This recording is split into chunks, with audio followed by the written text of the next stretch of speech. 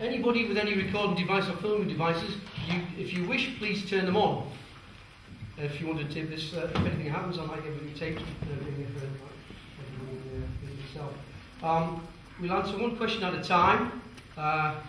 Don't jump up and down too much. We can hear you. We have got speakers. Our little runner here will come up to you individually. He's not quite as young as he used to be, so just hold on a second while he climbs the stairs. The meetings, the agenda we had originally had been changed. We will go as the town wants it to go. Because once this meeting starts, it's your meeting.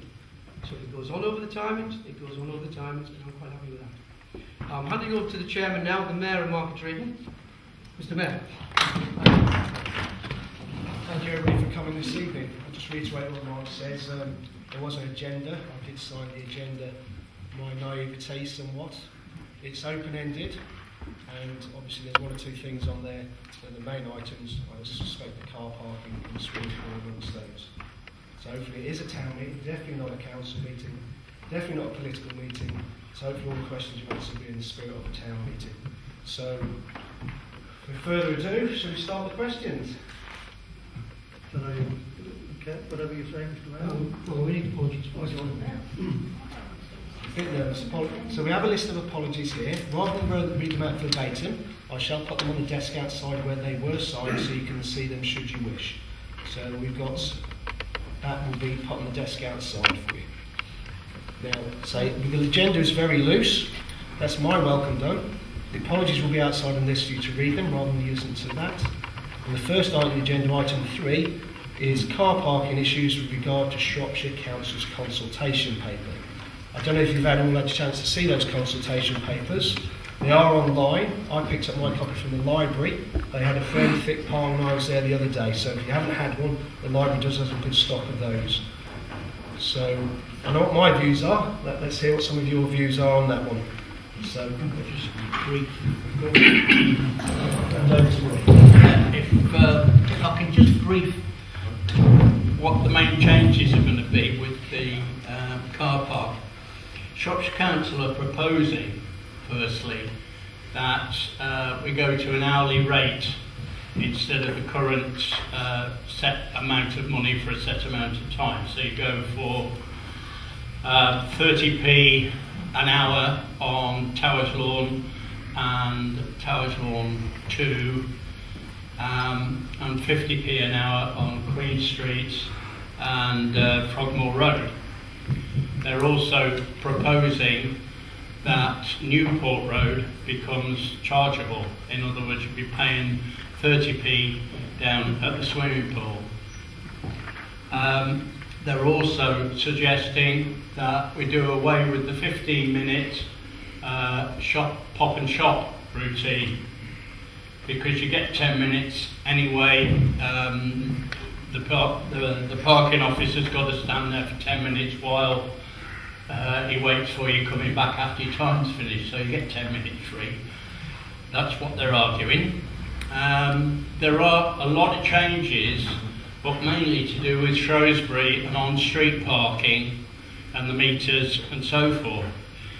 For Market Drayton, the main changes are a slight change in the amount you're paying and the fact that instead of being restricted to staying for 2 or 3 hours on a particular car park, you stay as long as you like, providing you pay either 50p an hour, depending on where you are, or 30p an hour, and that you, if you're down at Newtown at the swimming pool there, that's where they'll be, or where they're suggesting we actually have a charge and meters put in.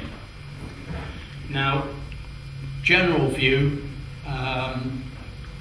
if I may, Mr. Mayor, is that yes, they've got something like, Shropshire Council have got 12 million quid to save this year, all right, and this is part of a package from which they're hoping to get something like 5 million from mainly Shrewsbury and the larger towns.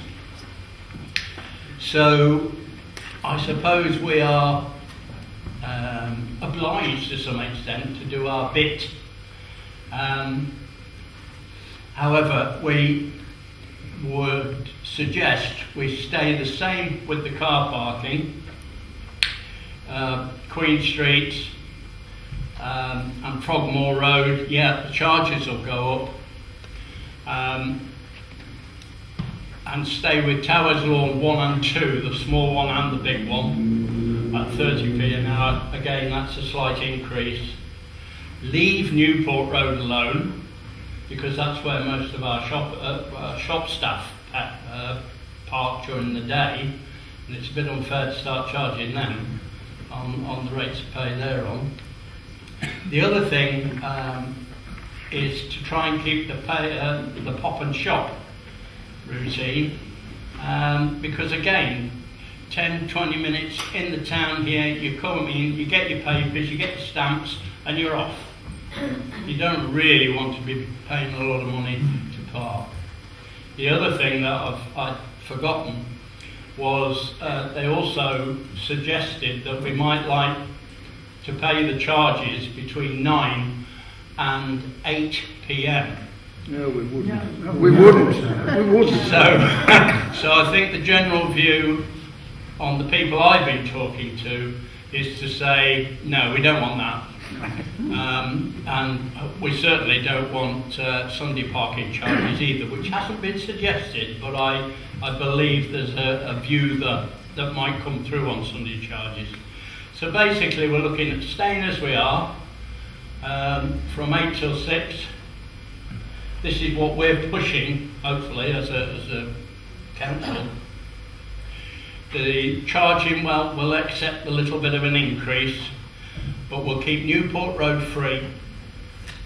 We'll keep the pop and shop, and hopefully that will satisfy the powers that be at Shire Hall. That's all I've got to say. Mr. Chair, if I may, Roy has just obviously given us a few words. That presumably was as a town councillor, as opposed to your role as a Shropshire councillor. As a town councillor, yeah. Right. Because my initial question was that I came to the town council meeting on July the 20th and gave my pep talk, if you like, of encouragement to suggest to the town council that the town was livid about the proposals, and it was a golden opportunity for the town council to take the town and community with it against these proposals. On the 27th of August, that was a week later, Roy came back from Shropshire Council and reported to the Community Governance Committee about this consultation.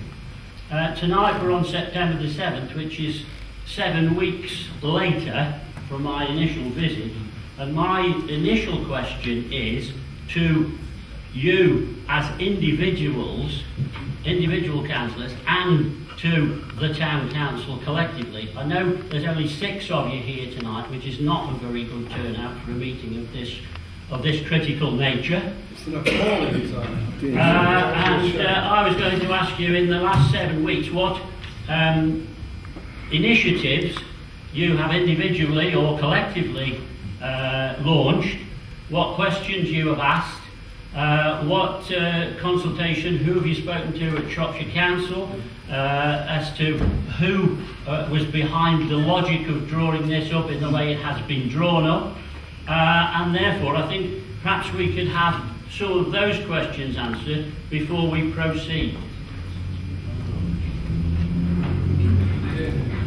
In other words, what have you done?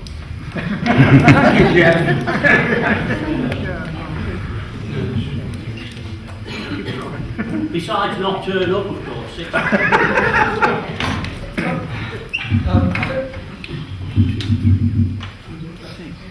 So some of that for you, please. Absolutely.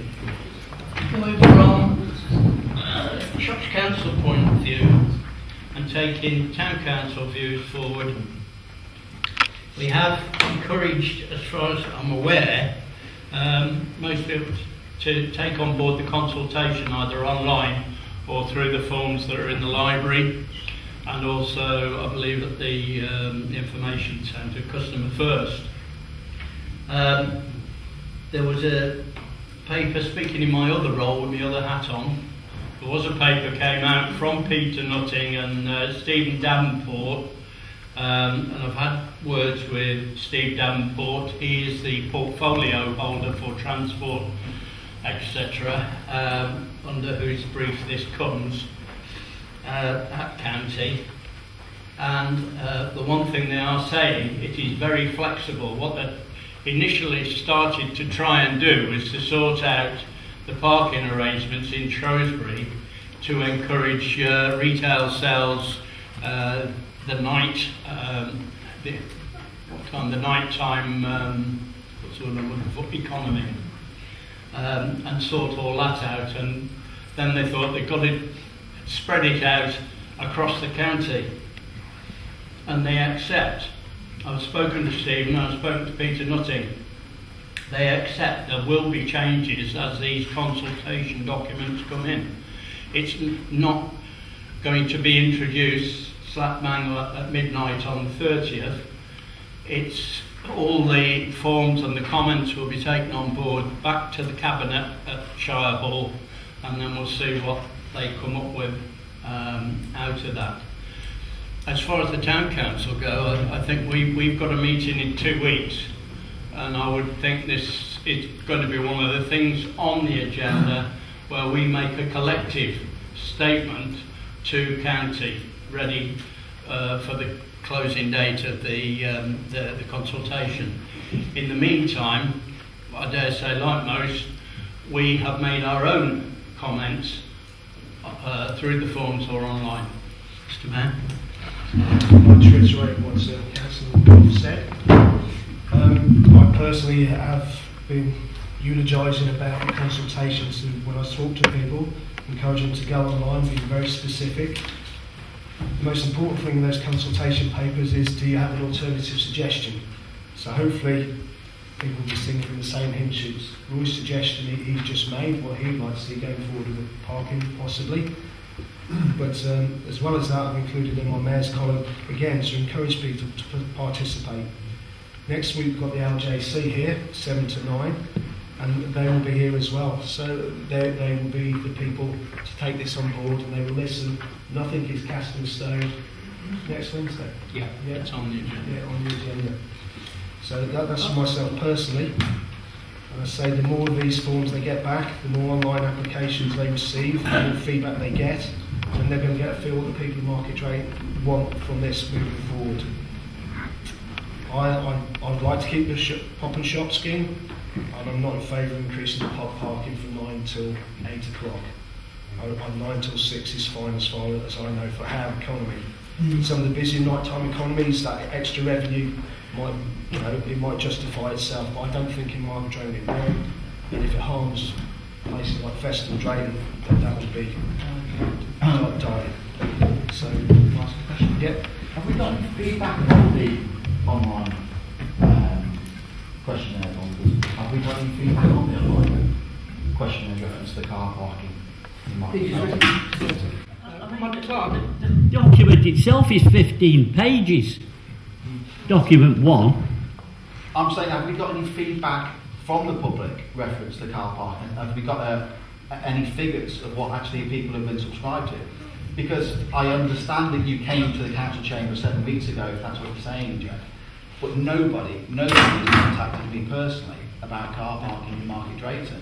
So I exactly the same. If you want to know what we have done personally, and we're personally doing what we can. If you want me to define that, I actually can't.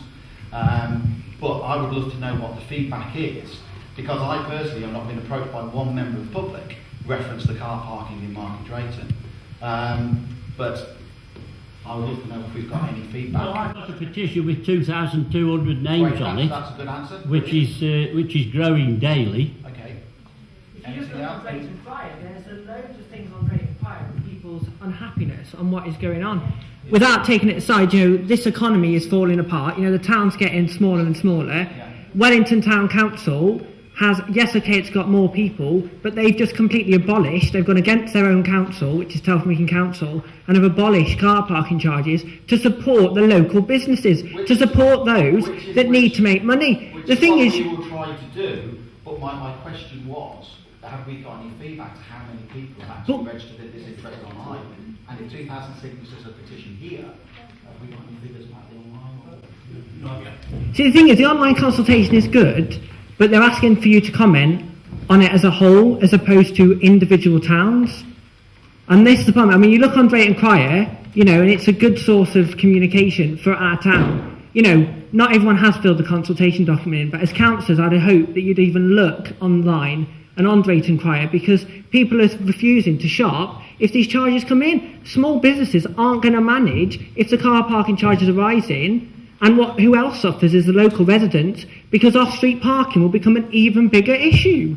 The main reason for bringing this meeting forward for the general public, for the town, was the parking.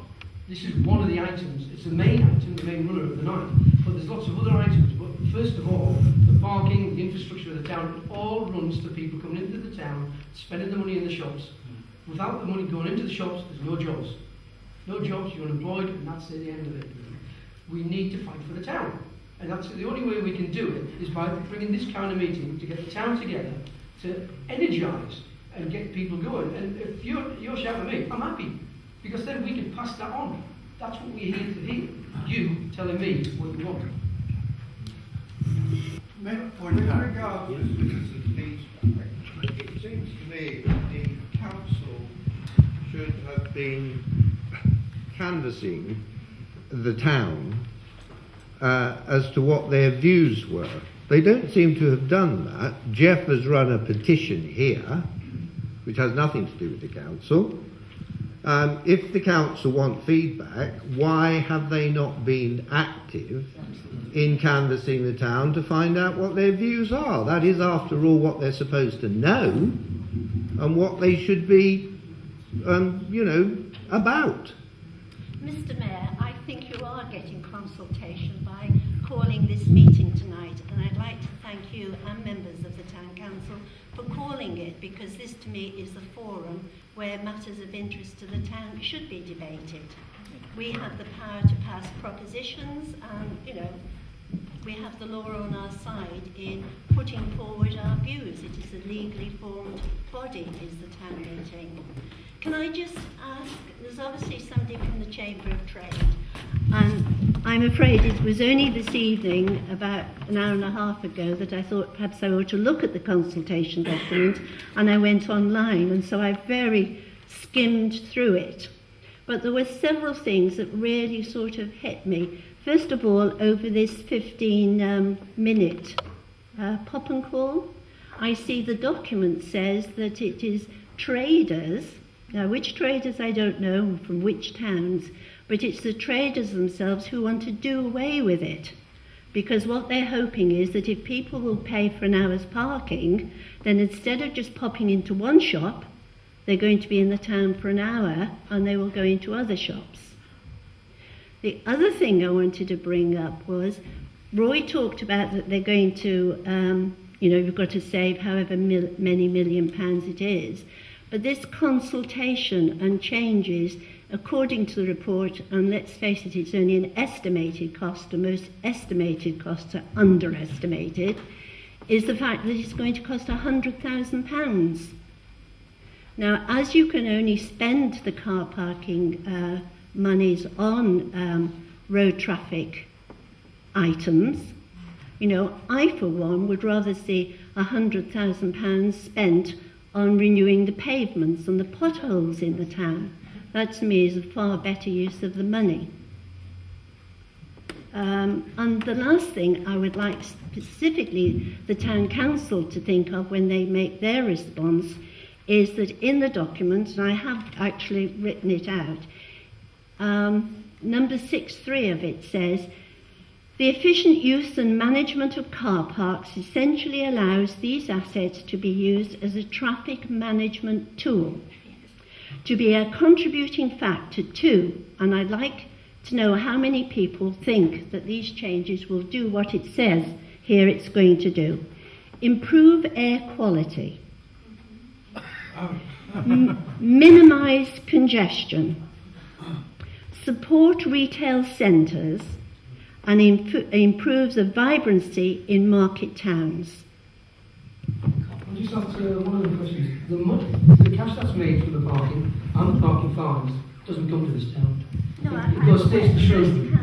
But that money could be, that £100,000 that they're going to spend on this consultation could go to far better uses than talking about putting up charges, in my opinion. I think far better charge if we had the parking ourselves and we took the parking fines ourselves, we then put that money back into the infrastructure ourselves. No, you're not allowed to do that. I know we're not, You but have that's what to we'd like to spend do. on highway purposes. Well, thank you very much for your thoughts on that. Sorry. Hello.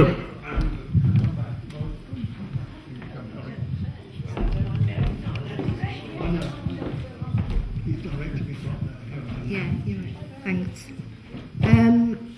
Bearing in mind that Councillor Allcroft gave sort of a resume, brief outline to the background to start with, can you, wearing your county hat, Roy, can you also please explain one of the explanations that are given for these changes is to facilitate an integrated transport system through the county.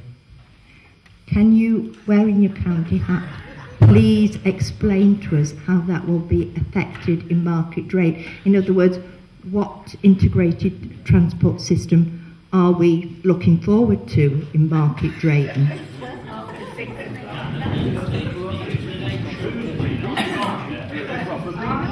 The changes are right across, they're to equalise regulations right across the county.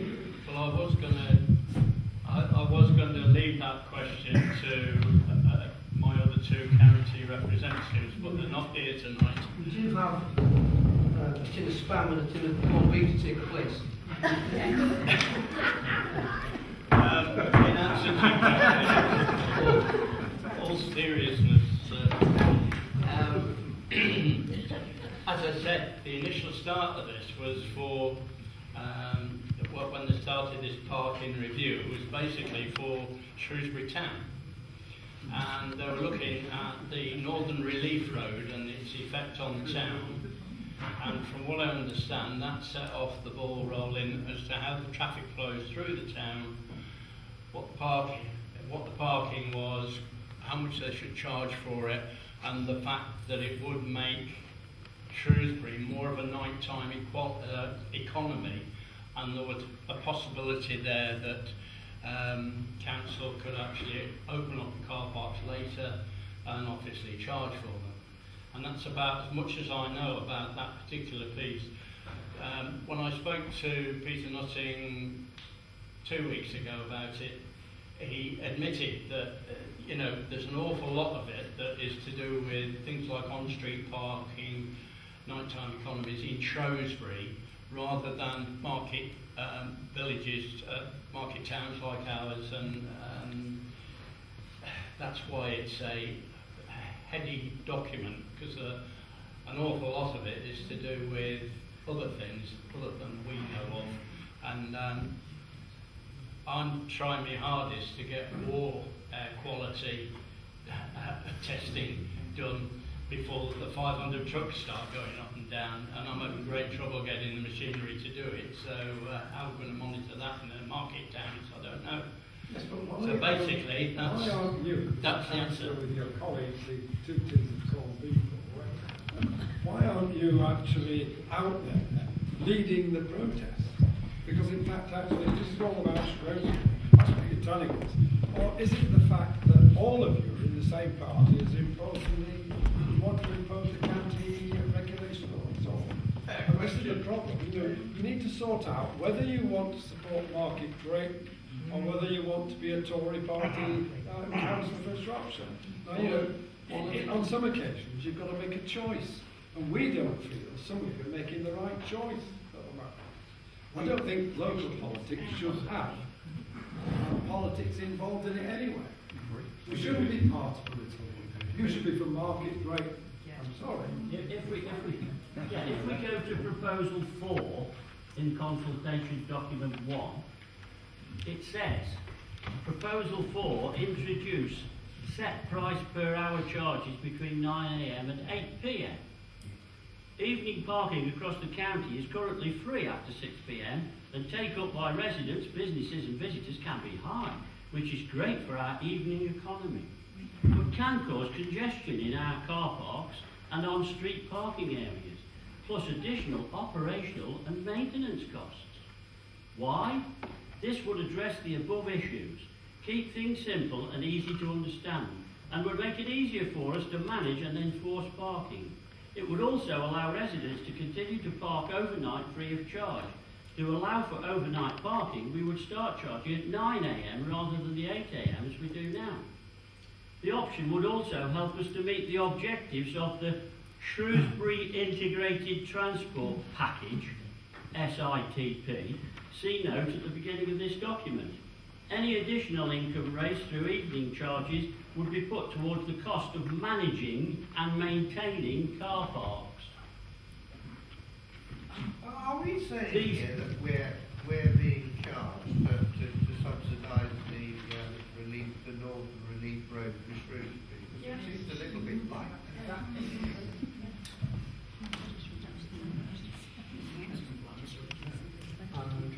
What it says here is, these proposals relate to all 78 Shropshire Council-run car parks, including on-street parking areas in all of our market towns. And the information about the SITP is this: the Shrewsbury Integrated Transport Package within Shrewsbury. These proposals aim to help us meet the objectives of the Shrewsbury Integrated Transport Package. One of the key aims of the SITP is to enhance the ability of visitors, residents and motorists to access the town's shops, attractions and historic centre as easily as possible, whilst improving the public realm and the town centre environment. The draft parking strategy proposes these parking charges that would fully complement these ambitions.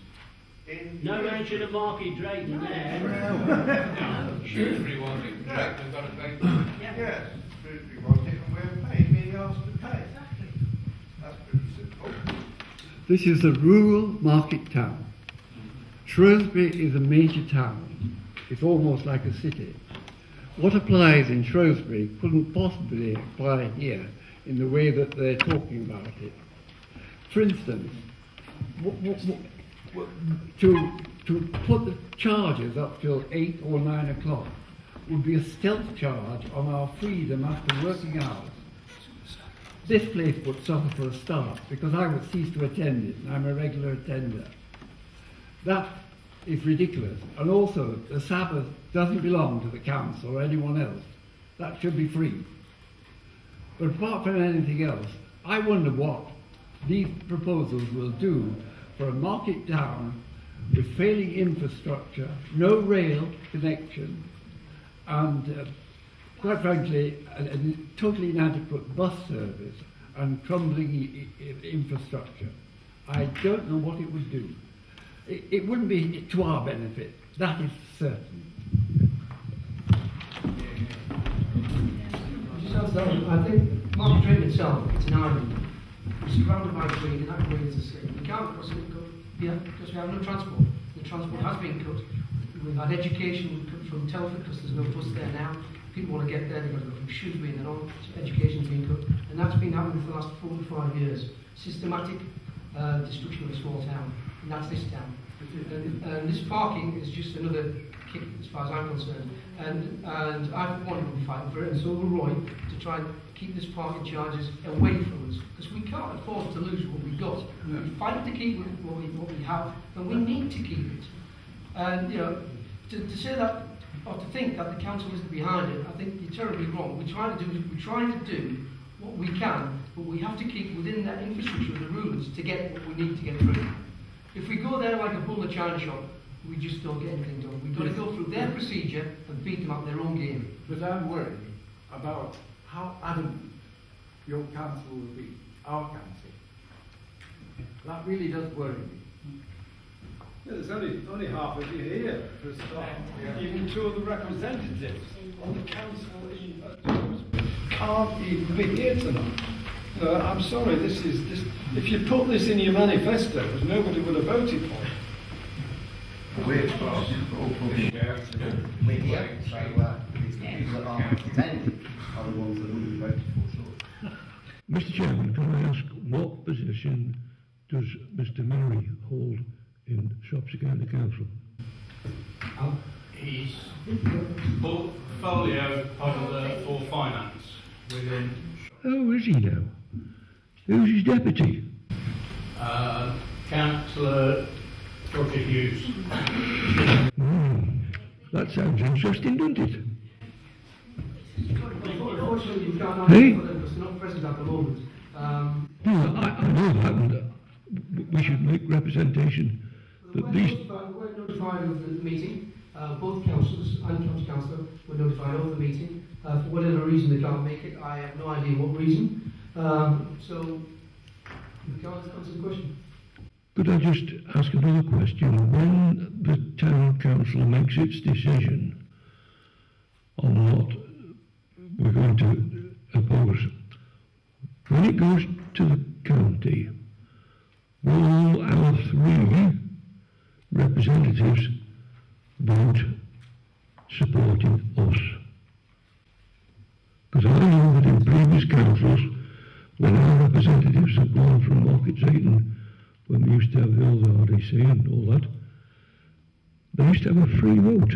They didn't have to vote on what the Market Drayton county wanted. And that's one of the reasons why I would not stand for election to Market Drayton Council. I won't be a muppet. Can I make a proposition? And that is that this meeting writes to all...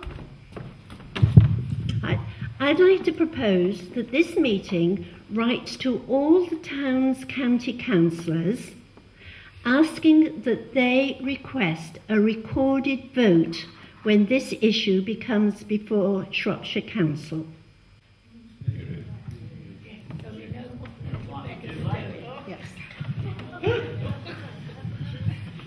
Needs to be seconded before you can discuss Town it. council level. I'll second it. At town council level, that's not a problem. No. I know, but you're asking county, I'm so I'm asking going for county.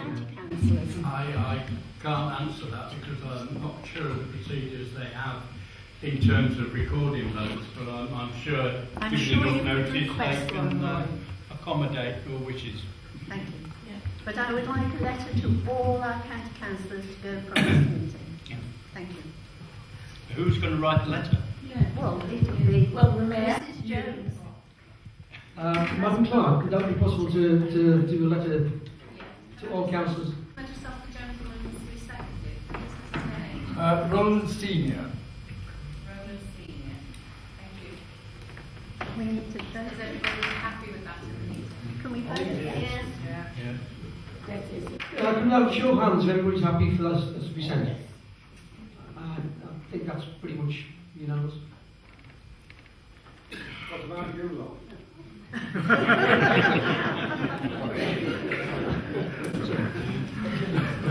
Okay. Questions? Surely a vote would be too late, wouldn't it? It's no use knowing which way they voted if it's too late We'll anyway. put some pressure on them if they think we're going to know how they voted, I think. If the, Yeah. if the headlights are on, the rabbits in the lights. That's what it's Can I just come back to what Jeff Vernon said earlier on? I have tried to read the consultation document like a lot of you probably, and some of it goes over my head, I'm afraid to say. But the bones that I took out of it is the fact that the Shropshire Council are trying to introduce these new charges and parking restrictions, etc., in all the market towns in Shropshire, and they want to standardise them. Now, to me, that is entirely, utterly wrong. Market Drayton is a town, an individual town, and we have different requirements than other towns in the county. And I cannot honestly see why they want to make everybody come under the same umbrella. And I fully support Jeff Vernon's views. I myself went round to see several of the businesses in the town when this first came about, and the businesses are absolutely up in arms of the proposal, and rightly so. And I fully support the fact that these amendments should not go through as they are, and we should stay as a market town, and we cope with what we've got now, and I'm sure the majority of people are quite happy with that. But what is it? How does the traffic flow, improving the traffic flow in a town like Shrewsbury, affect Market Drayton? We don't have a problem.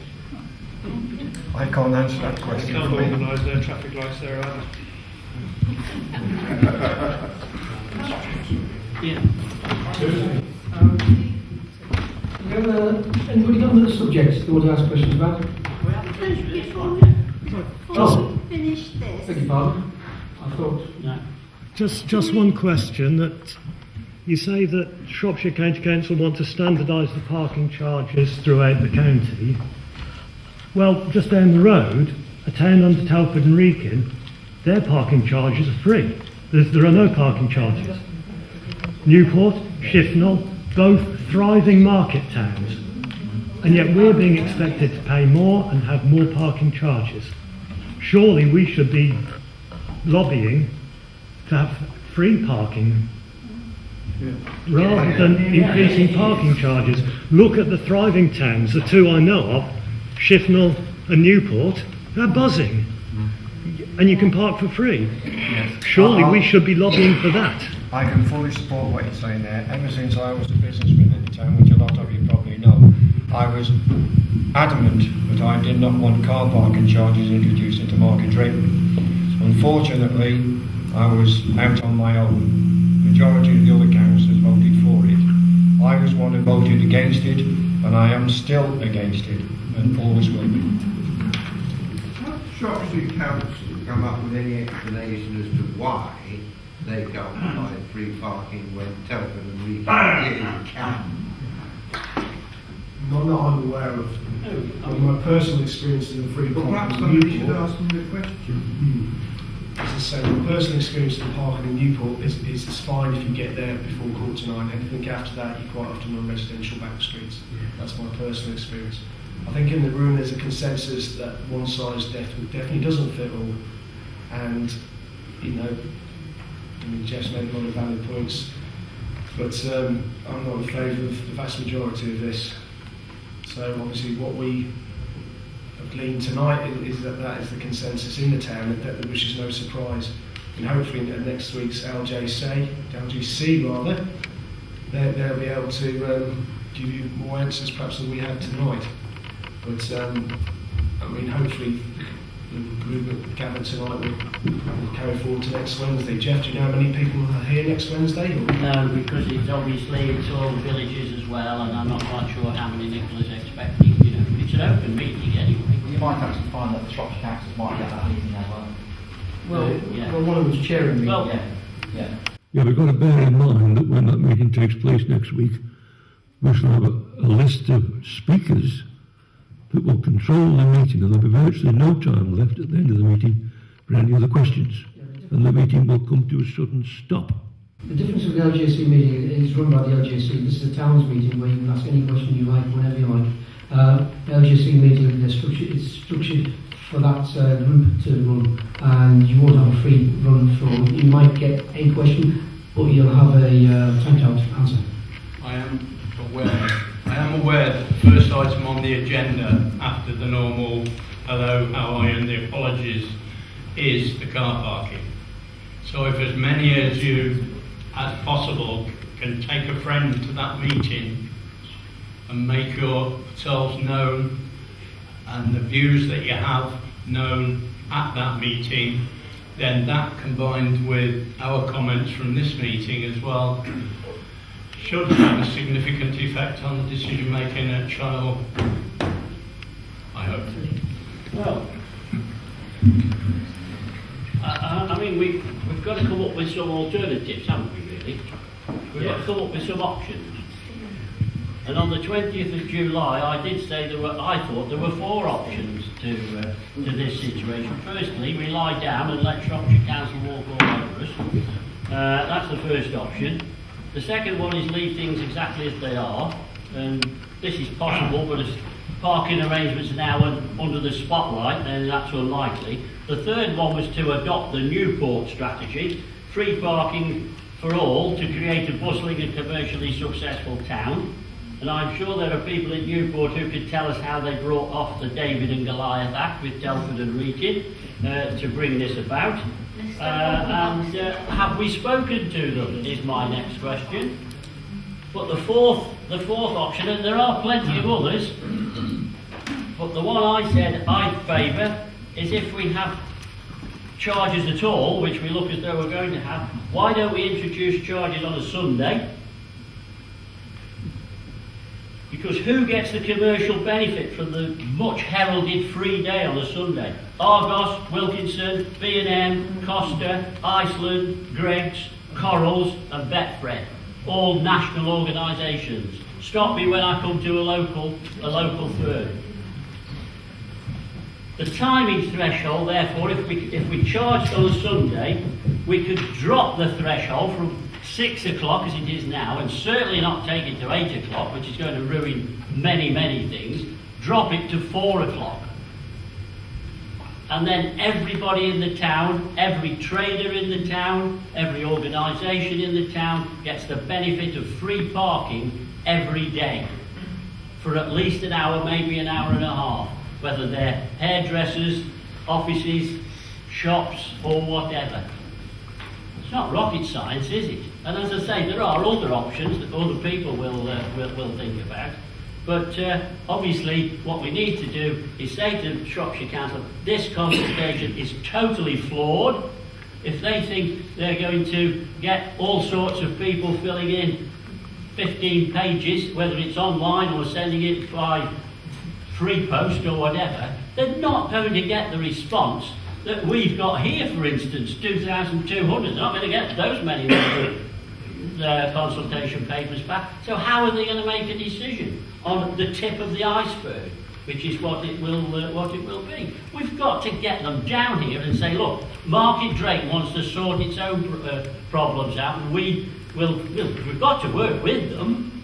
I mean, that's certain. But we've got to do it on our own. I mean, you read in tonight's Shropshire Star, Paul Nutty, is it Paul Nutty, leader of Peter Nutty, leader of the county council, is going to speak at Ludlow next week.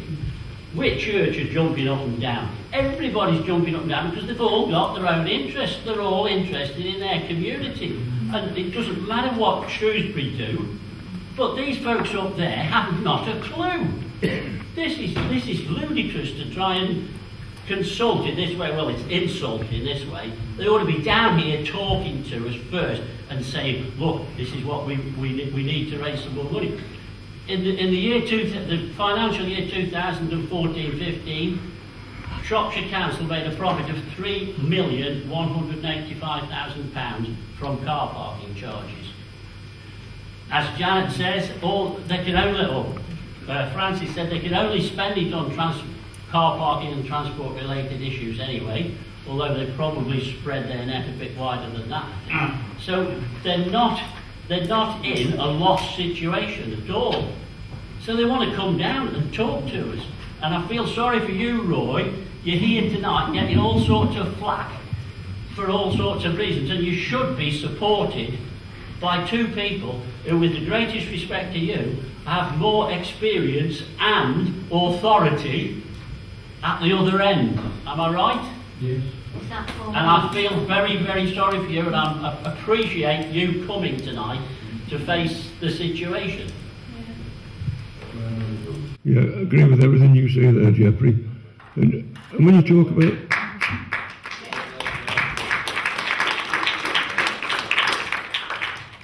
they're talking about increasing the parking charges till 8 o'clock. The enforcement officers go walking up the town at 4.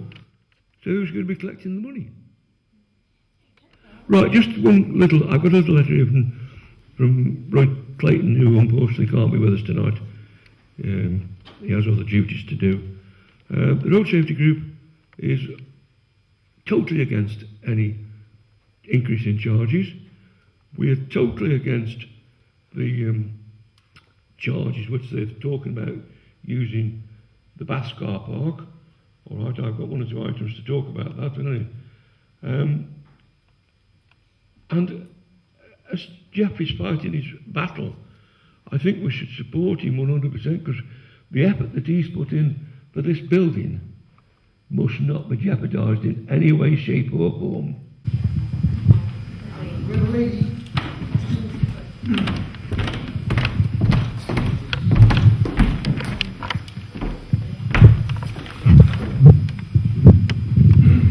I'm assuming that the consultation document is extremely large, is that correct? How many pages roughly?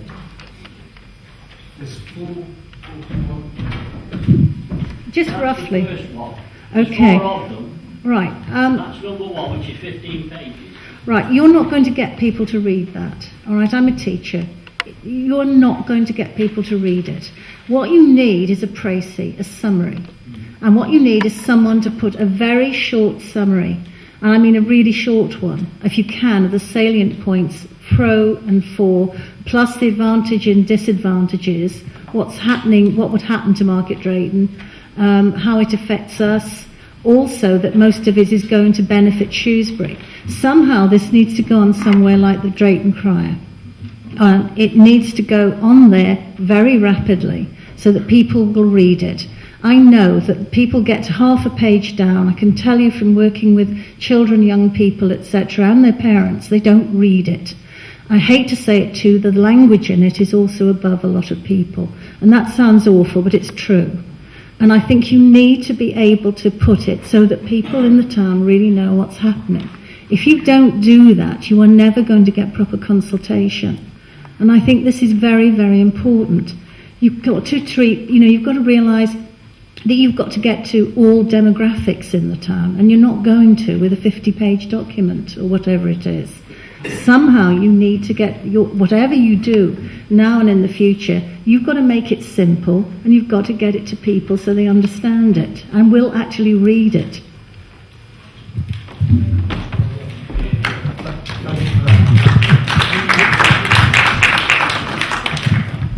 The points you raised there were picked up at the council meeting, and they were approached at Shropshire just to do a condensed, slightly more pithy version of this paperwork, but to date nothing has come forward. Because they don't really want people to actually read it. You see, when people read something and they understand what's happening, they'll fight against it. It's like educating people. If you educate people, they can fight against you. Which is why, of course, at the moment, we're not really doing what we should be doing in education as well. So that, I think, is very important. Could I just say, in addition to all that's been said, that it worries me because there's some very good people work tirelessly in this town. For instance, the Drayton Festival, and what is it, the ginger and spice, and the nice thing at the market they had the other week for the children with sand and Punch and Judy. What's the good of that if we're going to just let these things like this happen? People, they haven't got the money, they haven't got the transport, they've got to think every time they put their money in their pockets, buy their kiddies something, And I think it would be a real shame, and I think we should all refuse to vote next time if this is carried forward. In spite, I do know you do your best, but that's what I think.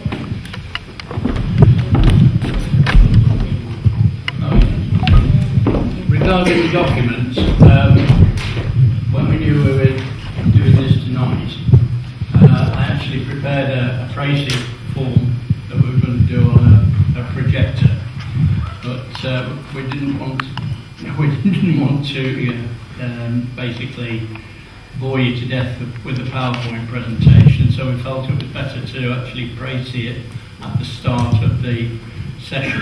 I can put that onto Drayton Crier, that's no problem.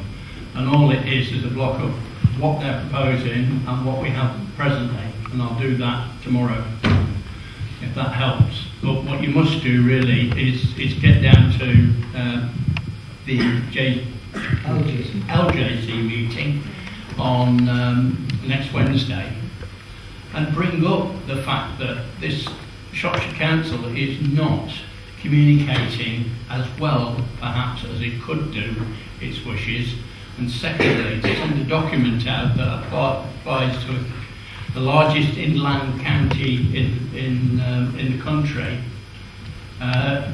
You cannot include traffic plans, air pollution and all that type of thing for villages and towns.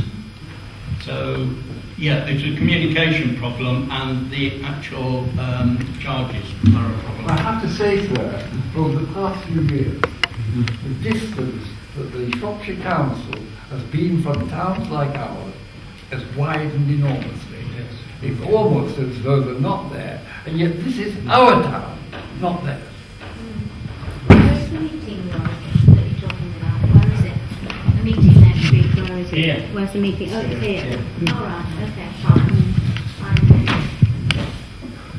fine. Principal councils, with their consultation on issues, work on the principle of negotiation.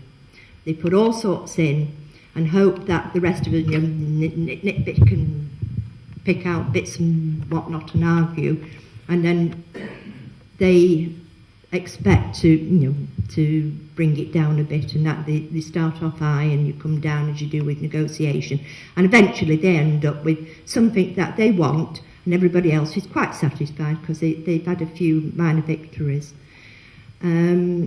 That's not what this is about. I think what we want here, instead of that sort of picking at bits of what we don't accept, and that the whole thing needs ripping up and starting again, because I think we've already established what this is about is the rest of Shropshire, if you like, and I hate to say this, it sounds awful, but it's like the rest of Shropshire, which includes us, against the big part of Shropshire, against Shrewsbury. I mean, there was a time when the big used to subsidise and support the little. We're now working in reverse, and it's the little ones, our market town and the others and the villages and that, which are subsidising the big, and that's what this is all about. We've got grand plans for Shrewsbury with this integrated transport system, and the rest of us are paying to subsidise that. And it's not on. It's not on. So instead of us looking at, times and changes in how much they're going to charge and that, I think we need to establish and perhaps work with the other, the Whitchurches and the Ludlows and that as well, work with the other towns and villages, and basically make the point, no, I'm sorry, you are not treating us all, we're not all in the same basket. You've got to look at us separately, not in with Shrewsbury. We won't have it. We want this consultation ripping up and starting again and looking at it from our point of view, the rural areas, if you like, versus the towns and the big ones. And I like Francis, I would also put a proposition from the town meeting, in actual fact, that the town council hold an emergency meeting as soon as possible within, I think, is it 3 days? I can't, Francis, but it's certainly within the next week, and that the town council actually consider a request from this meeting that they submit an official letter to that fact, the fact that it, as established at a town meeting, that we feel the consultation as it is now is basically all geared towards Shrewsbury and really does not sympathise with the rural bits, and we do feel, we propose that the consultation is, the two is separated out, the big urban, the Shrewsbury bit, and the rural bit. I'll second Can I just say, I'm actually chairman of ALC, the Association of Town Councils and Parish Councils in North Shropshire, which is based in Wen, which I run the meetings from there. Now then, these people we've just been told about are coming to talk to us about exactly what we're discussing tonight. Now, at that meeting will be representatives from all town councils and parish councils. As many of them, you usually get attendance of about 25 to 30, which covers quite a number of the towns and parishes in the area, and we'll get a deeper understanding of what's going to happen to the areas itself. And then when we get that information, then I'll bring that information back as chair to our town council, and I'll hand it to the clerk. And that'll go straight onto my next meeting, which is community and governance. That's the best I can do right now. Can I say I appreciate that, but that is not the town from this meeting actually taking the initiative. You're sort of turning it in reverse. What I'm proposing. We've seen this kind of problem come before. Yes. And what we do is we ask speakers to come forward to us months in advance. This guy was asked 3 to 4 months ago to come and talk to us, because you have to book them in. We can't get them any closer, and then we can drill them about what's going to happen. It's our only chance to actually grow. Yeah, right. Well, I appreciate what you're saying. We can get but proper information that we're not actually receiving. No, I think we need to take an initiative tonight, and the initiative from this meeting, as I propose, is that we instruct, if you like, or request or advise the town council to hold an emergency meeting within the next week to actually consider writing to county Shropshire Council, sorry, I could still call it county, Shropshire Council, to actually say as a result of this meeting that the feeling within the town is that they should relook at their proposals regarding this matter, and separate out the Shrewsbury bit from the rest of Shropshire. Thank you, Janet. We're always going to feedback from this meeting anyway, so is that a proposal from yourself? No, I'm proposing it on behalf. Francis, I believe, has seconded it, so that's a case of putting it to town meeting now for a show of hands.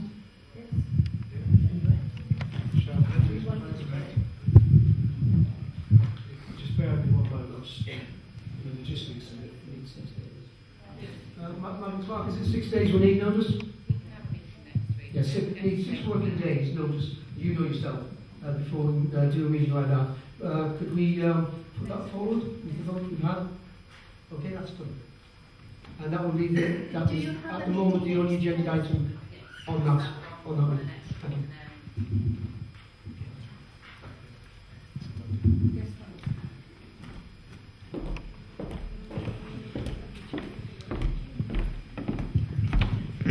I think we've discussed this quite a bit tonight, so can I try and wind it up by putting forward a proposition and try and incorporate a little bit of Janet's into it? But I think that this meeting itself should also be writing to county. So I'd like to propose that, Jimmy, I've been scribbling down here, can't read my own shorthand.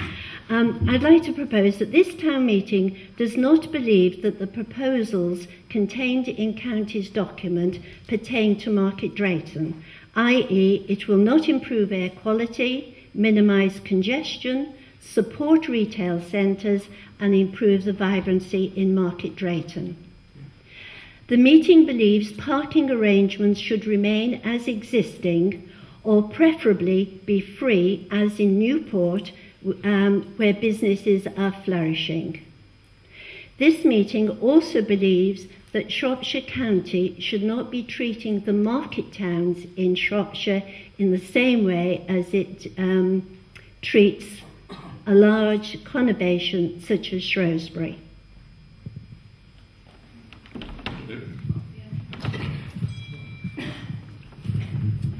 Do you have Bessie tonight?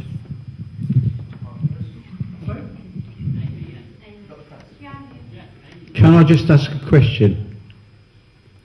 How much money are we talking about that Shropshire County Council actually receives from our car parking? How much money? Do you know, Jeff? Because I think that's highly pertinent, because if it's peanuts, forget about it. Get a hacksaw out and cut the car parking things down and get rid of them. Because it's not worth it. Holder for finance would have been sat on that chair. Yeah. I'll get you the answer if you want. I would like to know that answer, because how much are we talking about? Because we spent nearly an hour of people's valuable time talking about it. I'm not deprecating what's gone on already, but that's the nitty-gritty at the end of the day. How much do they actually get from it? If it's peanuts, say, forget about it. In fact, I'd like to suggest we have a Brexit and we leave Shropshire County Council and ask them, actually, how much benefit does Market Drayton actually get from belonging to Shropshire County Council? That would be a very interesting exercise. How much financial and other benefits do we actually get from belonging to Shropshire County Council? Because it seems to me, as a newcomer to this area, North Shropshire is the forgotten area. It's the forgotten area because we're too close to Staffordshire. We're a bit neglected. That's all I like to say. Mr. Mayor, you have got a proposition on the table. Is there a second for that proposition? Right. Would it be possible to hand the... Sorry? Name. Me, Christine Grundy. No, better with would it be possible to hand the written form, the written sheet to the clerk so she has the word for it? Okay? Those four? You have to vote for it first, kids. To send this letter in. Okay? There's your flag, passed. Before we leave, is it possible that you, Mr. Chairman, would in fact discipline, if that's possible, the members who are absent tonight? It's a very important meeting. A lot of people have made efforts. And would it be possible? Sorry, I beg your pardon. Would it be possible to discipline, if that is a procedure you can use, the members who are apparently elected onto the town council who haven't been bothered to turn up? And I gather that attendance on some meetings is very poor anyway. And the other thing is also possible to let our two councillors know that an awful lot of people here tonight are disgusted that they didn't turn up. And when I said earlier that had they told us they wouldn't be turning up to such... Because we've talked a lot, as Colin has, about our two important representatives at county level, and that's Roger Hughes and David Minery. I don't want to prolong the meeting any longer than need, but that was the political manifesto that was issued to every elector in the West Division in May by Messrs Hughes and Minery, which said, amongst other things, and I'm talking here, I'm relating it to our situation at the Festival Drayton Centre, although obviously as the major community asset in the town, we're talking if we have an interest in the whole of the town, but obviously we have a specific interest in the proposals for the car park across the road. And they say in their manifesto, we have a consistent record of success. We ran the only effective town centre revitalisation project in Shropshire, including supporting over 220 new businesses with premises improvements, business mentoring, start-ups, reducing the number of empty shops by more than 20, environmental improvements, creating over 30 town centre homes, reviving the street market, and, wait for it, helping secure the long-term future of Festival Drayton. And then later on they say, supporting our communities. We are proud to have been able to continue our support for Festival Drayton. We recognise the value of the many dozens of volunteers who make this the best community centre in Shropshire and are keen to ensure that we can support this in any way we can. The word continue did throw us a little bit because the last support we got from Shropshire Council was 2011, which is like 2 councils ago. We don't very often see Messrs Hughes or Minery in the building, but that's something we cynically thought that they would two politicians jumping on a successful and popular bandwagon to gain votes. Can't be possible, can it? So there we are. I leave you with that. I have no more to say.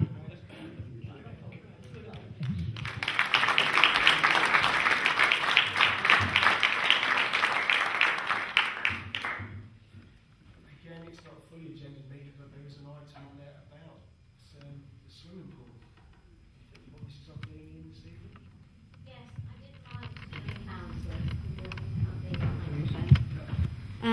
I did write to 3 councillors because I found out through the advertiser that there's a threat that our open air pool is going to be closed. I don't think many people knew this, and at the meeting I don't think some of the councillors knew that it was going to be closed. However, Roy has investigated and done a good job getting some information. But the main thing about the pool is new people don't even know to the town that we have an open air pool. Most of the time it is closed. No one knows when it is open. I do realise that it must be weather dependent and you've got to get a lifeguard and all this, but it seems as if it's just been hidden away and now it's been neglected by the council, because I do believe that it's going to cost something like £11,000 to reopen it. It's a bit of a tip at the moment with weeds growing out of the actual pool. This could be an asset to the town if we had proper marketing and advertising. Maybe a few lounges about and a bit of sand for the children. But at the moment it's just buried away, and I feel very sad that we could be losing it, because there's only about 20 open air pools, I believe, left in the country, and I think we should do some sort of fighting along with the car parking to save this lovely pool. Thank you. Thank you, Mr. Stockley.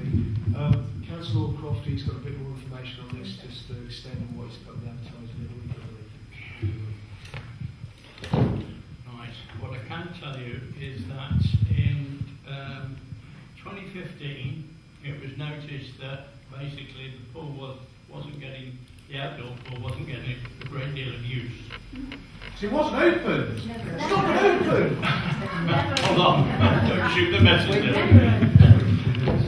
It wasn't getting a great deal of use, and to be quite honest, over that period of time, I hadn't seen any advertising for it whatsoever, so I agree with Sheila. So the trust that runs it in 2016 decided to restrict the hours and monitor the attendances to the outdoor pool. And they came up with, during the month of July to the end of August, that the pool was getting on average about 3 or 4 people a day. On some days it was getting 0, and in fact it was losing money hand over fist. Yeah, well, if the doors are shut and locked. I take on board what you're saying.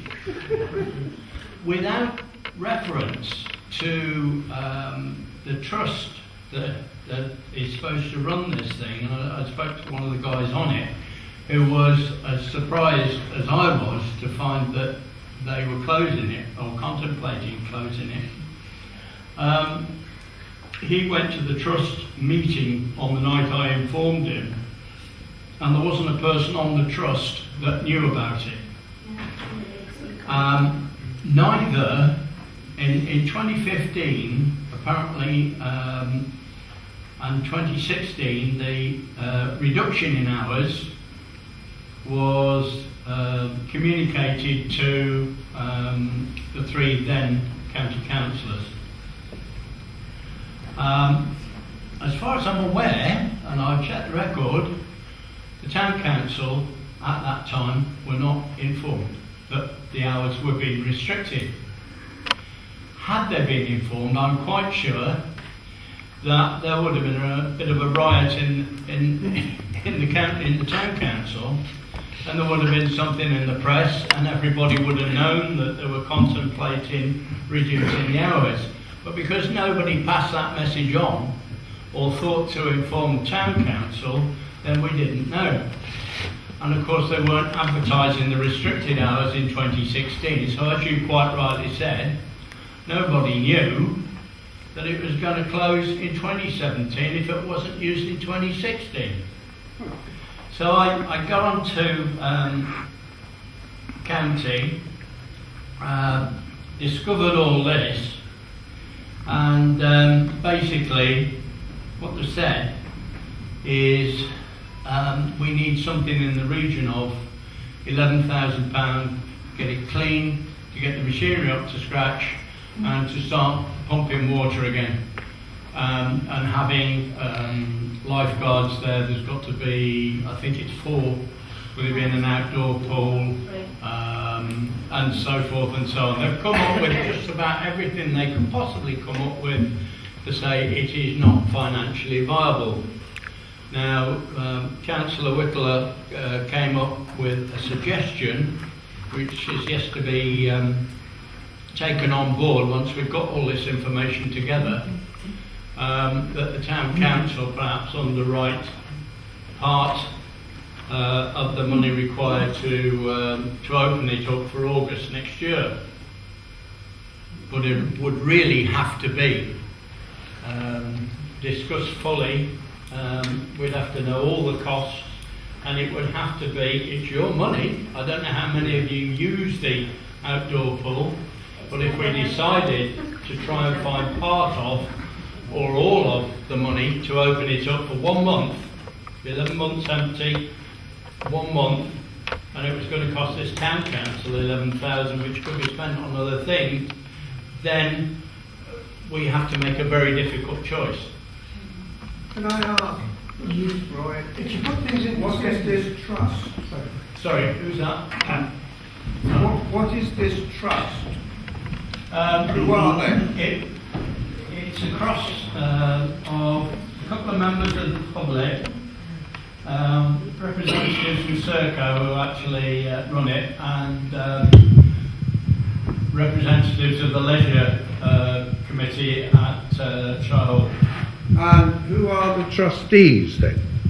I haven't got that far into it. We are. Sorry? Our pool.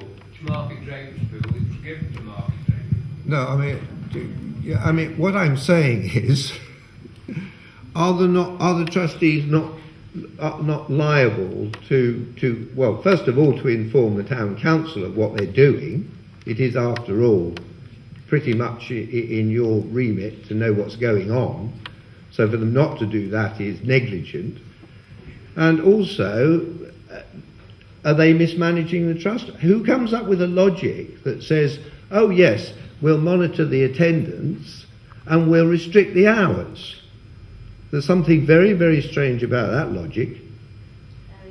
If you restrict the hours to no hours, nobody's going to attend.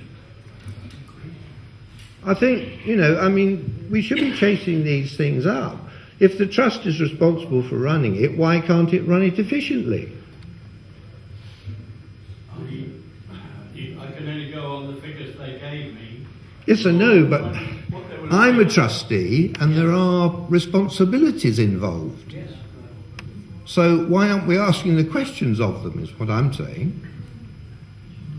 I've got to admit that as a town councillor, prior to this matter coming up, I never had a report or heard of a report from anything to do with the swimming pool leisure trust, and I don't think, in all honesty, anybody else has. With this item tonight, I've done a bit of digging myself, as has Roy, and I only became aware there were trustees in this last week. I mean, is there a user group, Mrs. Ockley?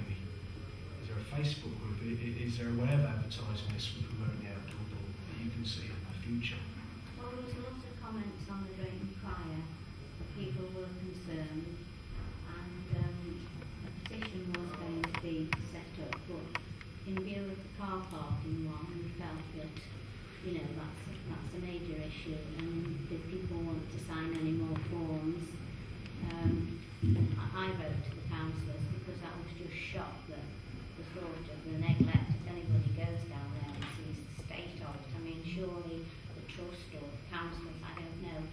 responsible for this neglect. I mean, there's weeds everywhere, there's no plants, the grass is high, you know, it's just in a terrible state. And you know, now you want £11,000. That 11,000 figure seems fairly ridiculously high. It might be justifiable, but as Roy's made, it's a big discussion to be had. It's a lot of money, and if we're unlucky with the August weather next year is happening this year, that would be. Yeah, but it should be weather dependent. We had 3 really hot days in June, which was amazing. That should be open immediately. And, you know, surely the lifeguards that are there can be on some sort of rota. They come in for overtime. If it's raining, then they go home. If it's a sunny day, then they're there all day long. I know it needs 3 lifeguards, and I know it's heated, which is another cost. But there's been no progress of promoting it, advertising it, making it wonderful for mums with little children to run around the grass and dip in the pool and that. It could be an asset to the town. We have the skate park down there now. We might get free parking still, or we might not. But I think it's such a pity that it's going to close, or proposal to close it, when half of the town, especially new people I talk to, they don't know that we have an open-air pool. They've no idea, no awareness. And also, I spoke to the receptionist there, and if you pay to go in the pool, the indoor pool, you have to be in the indoor pool, and you can't go outside, or vice versa. Now, she said it's to do with health and safety, you know, the famous words.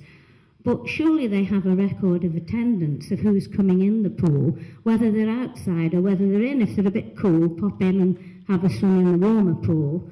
You know, it's very negative attitude from everyone I talk to, as if it's, you know, already closed. Very frustrating. We've all got fond memories. I think Councillor would like to interject that. I think it's like a duty of care that people would actually take care of it. So outdoor swimming pools, as I said, 20, or in Britain itself, to have weeds and growths and the deterioration of the pool itself, that's just plain negligence, nothing else.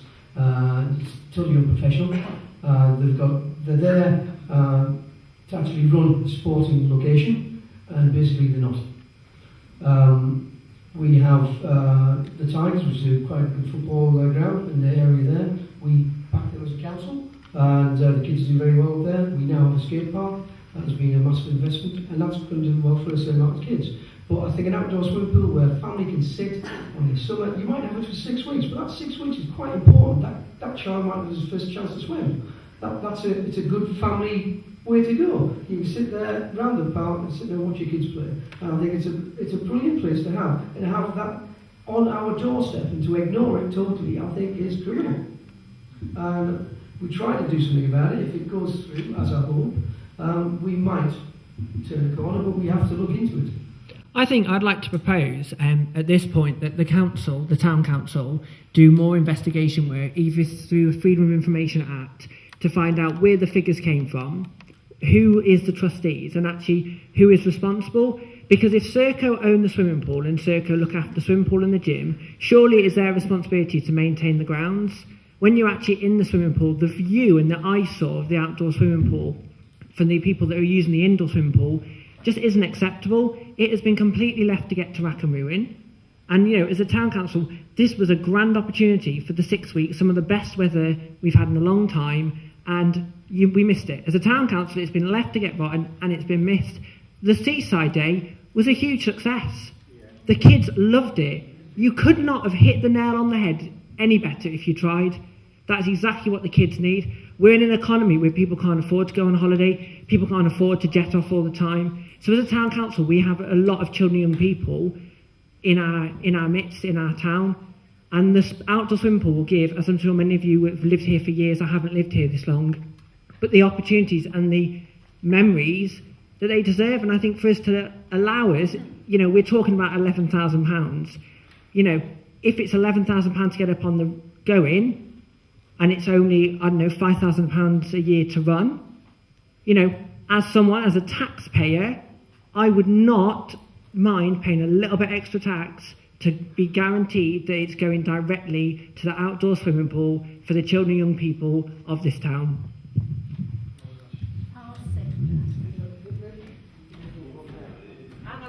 there's a proposal that needs to be decided here. I just asked a proposal if you will go as a town council to go down the Freedom of Information Act and completely be open and honest with this town. That is what I've proposed, and I'd like it to be seconded and hopefully voted in this town meeting, please. For being open and honest with you now, we can provide figures, rules, Yeah. I honestly, Freedom of Information Act, yeah, if somebody turns around to you and said, no, you can't have those figures, no, it's all big and serious, but the Leisure Department at Shropshire Council has been extremely helpful, actually, and I wouldn't like to slap them with a High Court order saying, I want everything, but, you know, so what I'm saying is, yes, we'll go in, I'll go in, I'm in there tomorrow morning, I can have words with the leisure services. I've already got some of the figures and the survey results from a few years ago, and I've got part of the correspondence that applies to this. So I'd like to do it that way rather than going through the Freedom of Information Act, which is quite a procedure in itself. Okay, that's fine, as long as it is going to be continued, as long as this isn't going to be something that's open tonight and doesn't get picked up for 6 months. As a town, as a person, as a taxpayer in this town, I would prefer to be regularly updated through the regular town meetings to know what's going on, and I think that's just, as long as you can promise that, Councillor Oldcroft, that we're regularly informed, that's all that we want. This is actually on my next committee. It's a one of the agenda items. So we are pushing this and we are on the ball on this one. Can I just make a suggestion? If you, when you've got all the figures, you discuss perhaps putting some financial input into it, and you might decide that the figure that was talked was too much, you've got other priorities, that you might think of undertaking perhaps the publicity for it next year in the period that it's going to be open. So there'll be no excuse then for parents with young children not to make use of the facilities. Because it seems as though that's one of the reasons why it's not being used, and that might be a cheaper option for the town council. We're in a competition with the kids at school. Let them make the decision. Let them make it a highlight of it, a project. Then all the children at school, all schools we've got here, the surrounding area, would know about it. So that in the summer when they're on holiday, there's another picture. We always go out to the children, Chris, when we're looking at projects like the skate park, the zone, you have a skate play area. We do go to the children, their input's important to us. And obviously if we get all the figures, and then we look at what it's going to cost, and how many weeks we decide to do it, then I'm fully in favour of putting those figures out, publicising them, and then it's up to people to decide to see exactly what that cost is. And then we can decide, because it's your money at the end of the day that we'll be spending. Mr. Chairman, could I make a point? We've all talked about car parking charges. Could not some of those car parking charges be advertised as a sponsorship of the outdoor swimming pool? Then people would be It's going to go back into the car parks and the highways. It's not our money. I'd just like to say that the outdoor pool should be seen as a facility, not as a cash cow. It shouldn't be there to make somebody money necessarily. It's there for the enjoyment and the leisure of the people of this town. And if it has to run at a loss, then that should be accepted. It seems to me that Serco aren't doing their bit in this. They're just being allowed to say, well, okay, it's not working. Well, have they tried to make it work? No, they haven't. They haven't tried to make it work. They don't want it to work because it's easier for them just to say nobody uses it. And they shouldn't be allowed to get away with it. And the town council thinking about taking on the cost, it's very admirable, but it shouldn't be necessary. It's just not necessary. This should not be accepted. We need to voice it very strongly to the town council, to the Shropshire Council and to Serco that they're not fulfilling their responsibilities. What are we paying our council tax for?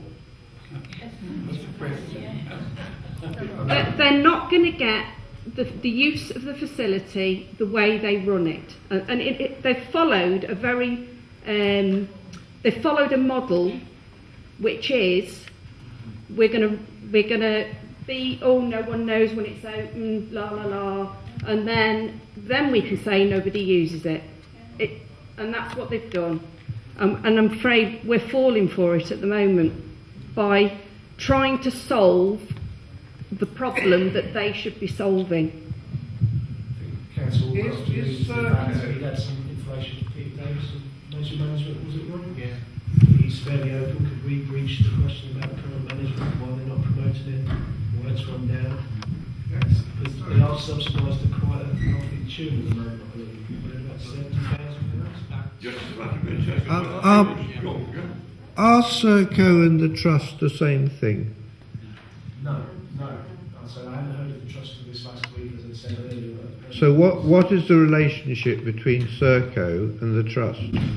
Serco run the swimming pool on behalf of the Trust, and the Trust was set up by the council in order to get the thing, once the pool was rebuilt and reorganised, the Trust was set up, and it involved Serco, Shropshire Council and various others, and to be quite honest, I'm still looking to find out who those others are because I don't know.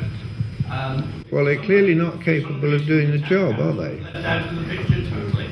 We've been bereft of all information of this until very, very recently. And when you have no information about something, you can't do anything. Now we found there's a problem, we start digging. And there's a lot of people not very happy about us digging, but we're not particularly bothered about that. Because I absolutely agree with the last speaker. I don't think we should be thinking about picking up the cost. We should be thinking about, finding out who's accountable for the failure of it. Because, it's incompetent somewhere along the line, and that's what we need to find out. And I mean, quite possibly, well, no, I won't say that.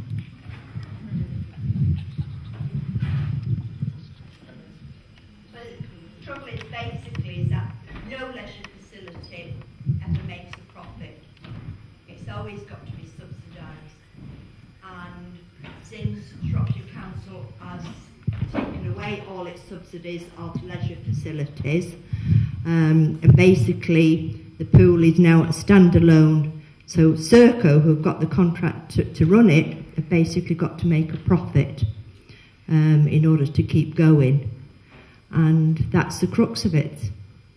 Unless Shropshire Council, again, accept that they've got to put some subsidy in, which at the moment they're saying that basically they just can't afford to do.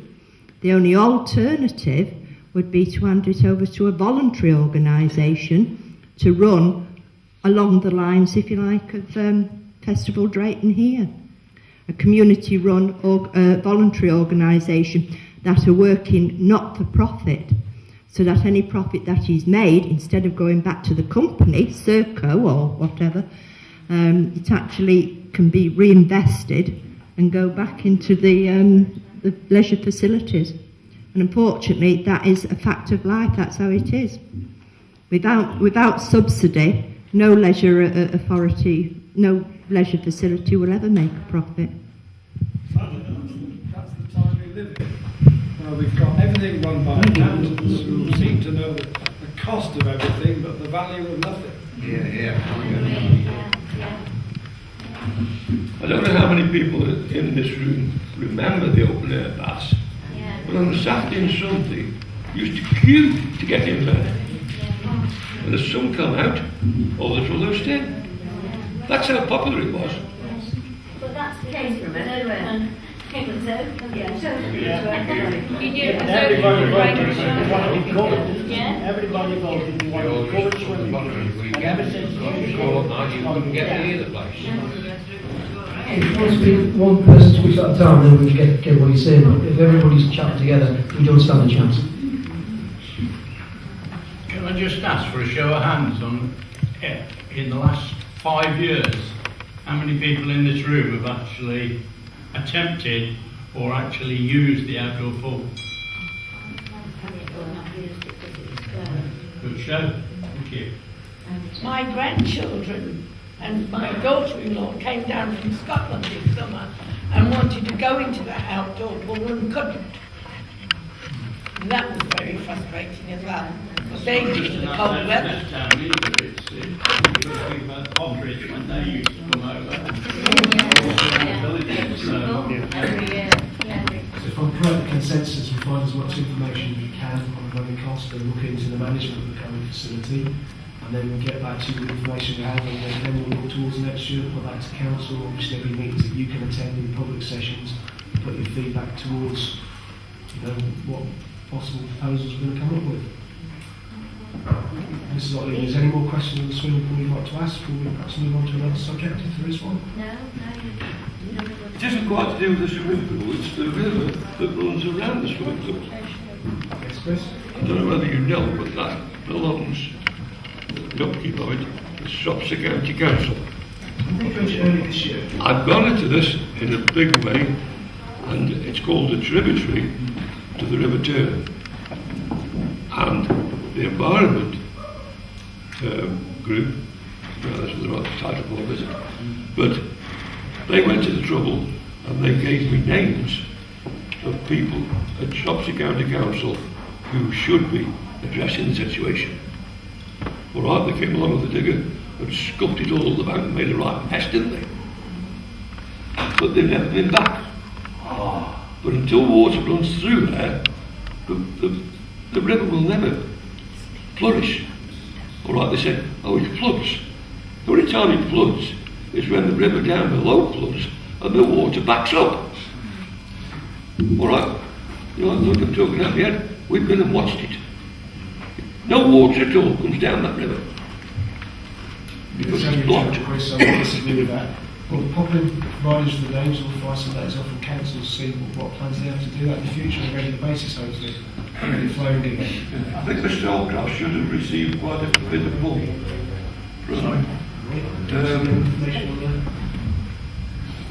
No, not yet. Not that I'm aware of. I'm telling you. Who was the previous councillor? Sorry? John Campbell. No, if John's had it, bear in mind he stood down as a county councillor, but he is one of the town councillors, so he may have it. He was going to send all the information that he had contributed or accumulated to you, because you were the county council of that area now. No, I'm not. Sorry. However, I will have a word with John. I'm sure it's a slip of the mind, but I'll have a word with John, and I'm sure he's still got the information. Okay. Because it's an eyesore.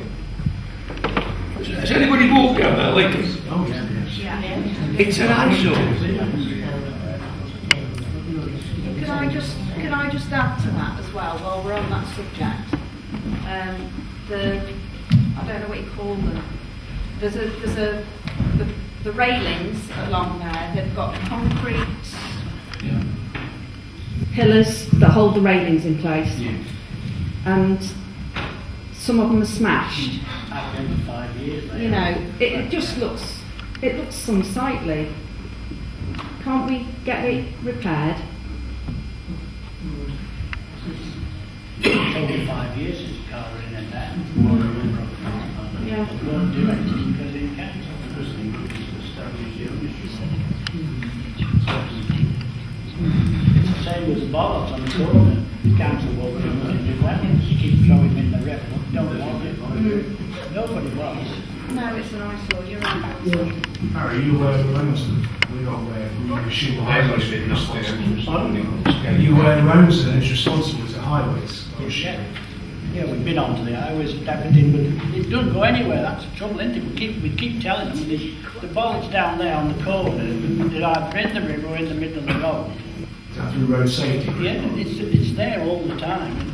They've gone again at the moment. They're all knocked over. It's been like that for 10 years now. To keep we put them back, and the next day they're down again. They want a proper thing to put it on.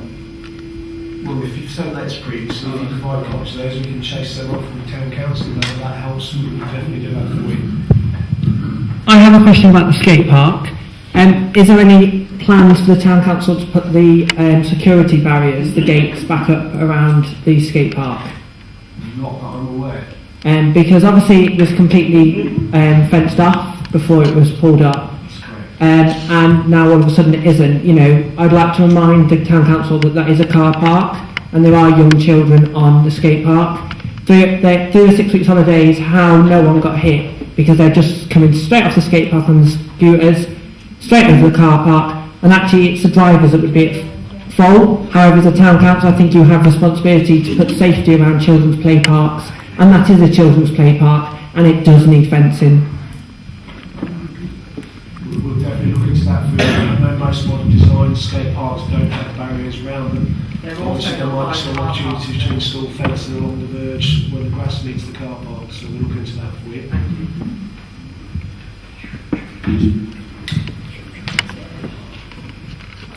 Shropshire Council car parks will just intimate they could be the ones to do that, so we'll send them a letter with that in plausible, Julie? Yeah. Okay, we'll look to do that for you.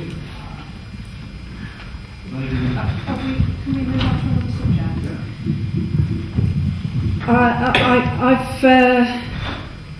I'd like to know who is it that keeps the streets swept? Is it Shropshire Council or is it Town Council, or is it a mixture? Shropshire Council, I believe we send out somebody in Town Council off our own backs to try and maintain that. Is that correct understanding, Julie? Yes, it's Shropshire Council. Right, so It's not very good. It's awful. So can the Town Council on our behalf ask Shropshire Council what they're doing about it? Well, it's not good enough. Have we approached them, Julie, are you aware? Just to Yeah, we're constantly approaching them. Do we know if they have a schedule of street cleaning? And has the council had a copy of it? Again, I need to refer to the clerk, Julie. Was there a schedule? I'm sure there will be There one. used to be, but since it's, as people may know, it's outsourced now to Ringway at the moment. And that contract is up for renewal for next year.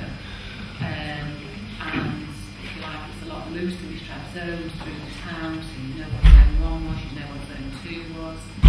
You know, zone 1 would be 3 times a day, zone 2, and so on and so on. But I don't think they're working that way any longer. Can we have some input when they renegotiate those contracts as to what they actually do schedule? Yeah, you know, I've attended meetings, just had no answers yet, but yes, we're trying to see what's Yeah, it's a good point. I've also had a comment from Barrister saying this week in fact. I was having to walk down there, and of course the children are back at school now, so the Coke can stretch packets, all the rest of it. Just linked to that as well, along with the street cleaning, is the amount of litter bins that we have or don't have. Again, is that Shropshire Council's responsibility to provide them, or is it Town Council? Shropshire Council. Shropshire Council. So again, there's a bin that's been missing from the end of Love Lane. It's been missing for at least 2 months now. Is that a lamppost? After the target for the kids? No, it's not a lamppost. Well, it's that style. It's not on a lamppost, but somebody's probably vandalised it or whatever. We had there used to be a litter bin in the car park, the swimming pool car park, that got burned and melted away. It's never been replaced. If you go on a walk up the top steps and along Mount Lane and down Red Bank, Kilnbank, you don't need a litter bin at all. What we need is the locations of where there's been used to be, and where they should be, and then we can get in touch hopefully with Shropshire County Council, tell them they're missing or they need replacing, and hopefully they'll do it. Well, without us knowing they're missing and somebody coming in actually informing us that, we can't do anything. But drop the date, drop the locations. Can I and just what- say, in what we answer do. to that, partial answer, Shropshire Council also empty the bins, presumably. So when somebody comes to empty the bin and they see it's not there, what do they think? I can't Right, answer there's for, just I can't one less answer bin for, to empty. I can't answer for a worker for Shropshire Well, Council. you know, so that I think that Well, I that can't needs answer to for be what we raised. can do about it. I'm going to say we can report this bin and wherever it is missing or damaged needs replacing. We can't criticise any of their workers for whatever they've done or whatever they haven't done. But there We should can be a say- procedure, yes, shouldn't I know there? what you're saying. Yeah. I know what you're saying. But we can ask them to be replaced or we can ask them to be fixed. Yeah, and can we also perhaps look at, do we need some more bins in strategic places in the town? I think 2 years ago we wrote to County regarding bins, not only litter bins but doggy bins as well, to try and get a better cover around the town, especially as the town's starting to develop and, you know, various dog walking routes and various children's routes to get from and to school. I'm not sure we had a great deal of success, particularly in the town area. One or two appeared out of town, and it wouldn't hurt to go through the exercise we went through again, I don't think, so we'll put that on your committee maybe, Mark. Would it be possible to put that on my next agenda, Madam Clerk? Thank you. Can I just say I have a map from County Council of where all the things are in Market Drayton. So Is that good news for you, Madam Clerk? Would it be possible to drop that map in for the clerk, or give a copy to the clerk? I'll send it on. That's all right. Madam Clerk, can send you a copy of that map. Thank you very much. Talking about schedules of work. Sorry.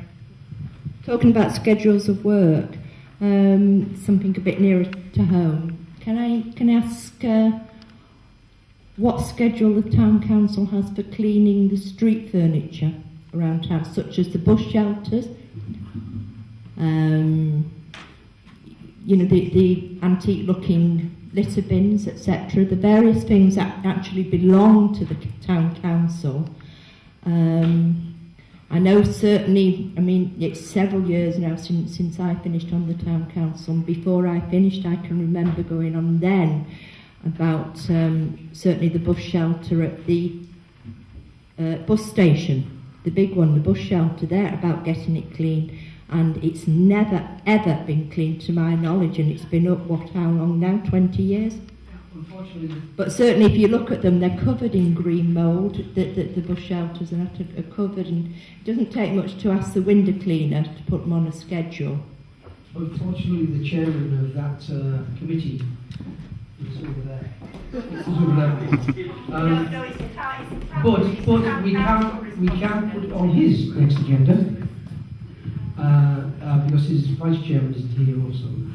We can put that on his next agenda. Is that possible, Madam Clerk? But it's not a responsibility of the chairman, it's a responsibility of the town council. Yes, but it needs to go up as a committee matter. The committee is okay for that to go ahead. You know that. No, I'm just asking you, what is the schedule you have? I don't know. Schedule of work you have for the clerks up there, she can I don't think she'd have it with her. No, it's something she should know by heart. It's once a year. We did all this last winter, we did all the sinks, which was quite a big job. They've all been renewed, stripped down, painted, wood been done. Bush shelters also with this once a year. Bush shelters have never been cleaned to my The knowledge. bus station one is damaged down it is Still county councils No, it isn't. or Bush Shropshire shelters Council. belong to the town council. Well, that's Town not my council information, pays but I'll them. check that. I'll check that.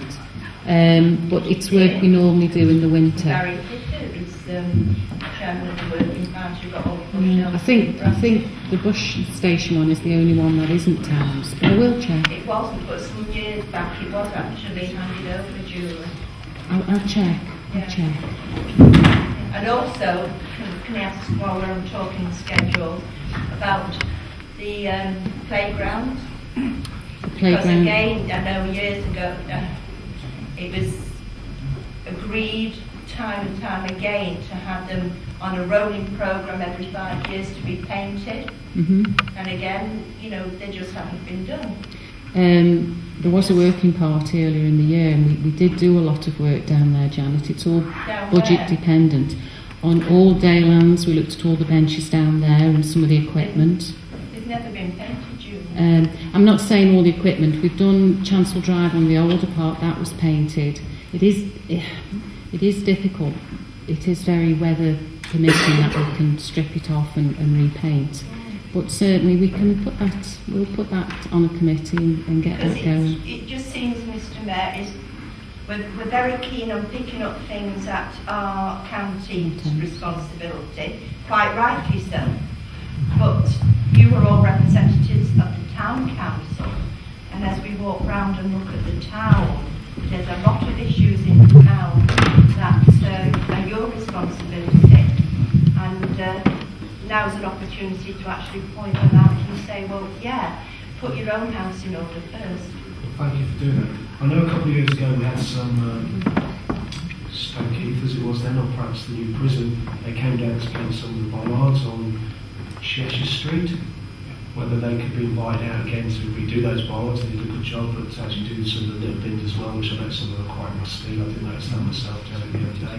So hopefully that'll be something, and that, you know, whether they still have their release as such to do that. Hopefully that's something we can again put on the next committee agenda to encourage the prison to do that. It's a no-brainer really. Thank you. And the playgrounds and the bus shelters. Mr. Chairman, could I bring up a fact that some people here in Market Drayton might not be aware that running on the outskirts of our town is an area of national heritage, an area of real beautiful beauty. It's called the canal. And also some people call it Telford Stinking Ditch. And Canal and River Trust have spent approximately £250,000 dredging and rejuvenating the moorings by Waterside Drive. We have in our area a place where many boaters come.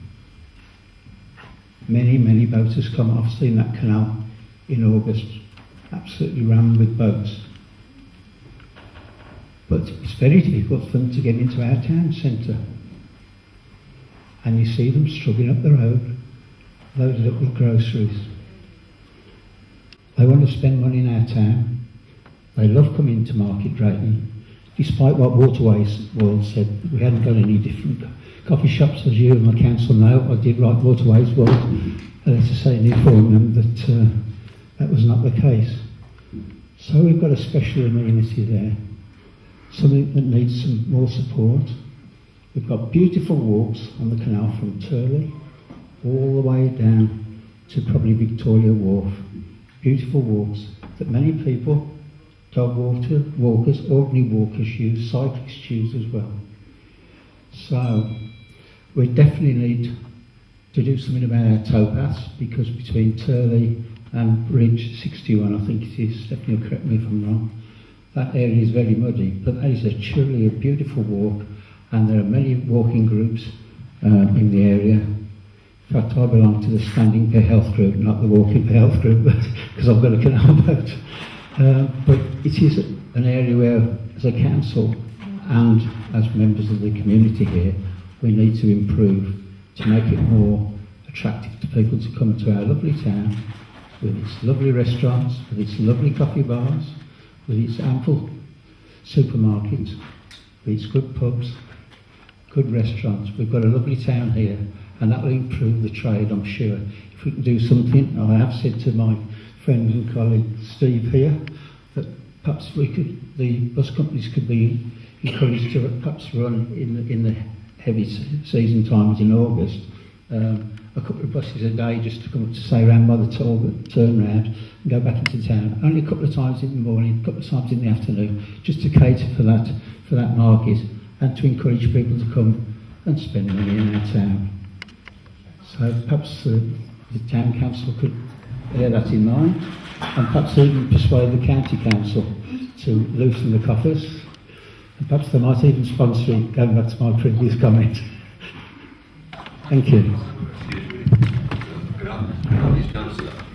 Regarding the canal, the Canal and Rivers Trust are currently looking for volunteers to man the locks, and they're also asking for various groups to assist in the maintenance of bank sides, flower beds, etc. along canals. I don't know whether anybody's particularly interested in getting involved in something like that, but I know for a fact there's a group at War which organise various things, and I know Jim Grant, local lad, he's been doing quite a bit of work just getting litter up along the canal, back Windsor Drive and down towards Bridge 61. So there is a place for a bit of a community effort to maintain the canals. I'll find out some more information and leave it perhaps with Jeff here in the festival centre, and people can come in and access it. I'll get some for the town hall as well. But I do think it's an ideal opportunity for the community to actually take charge of a section and make sure it's kept up to date. One of the things when I was discussing it with British Waterways in the days of old, we were trying to find out who owns the pillbox. Nobody seems to want it, because we were thinking of doing something with it, not moving it, but tidying it up or painting it bright pink and saying "Welcome to Drayton" or something like that across it, planting it with flowers or something like that. But if you know anybody that might know who owns it, whether it's the Ministry of Defence, County Council don't know if they own it, the Town Council certainly don't want it. So if you do, but bear it in mind, Canal and River Trust are looking for volunteers, so it's worth a go. Thank you. Can I just elaborate a little bit on people carrying bags and that down to the canal? The town service does operate every other bus from the bus station round down Fairfields, round to the back of the canal by Riverside Drive there, then back out and into the centre of the town. Now if this could be broadcast more, people needn't ump all their bags up and down the town. There's a nice little walk, there's a footpath down up the side of the canal, so people can go on the bus. Yeah, Chris, it stops at the bottom of Balmoral Road, Yeah. doesn't it? Goes round the Right, yeah.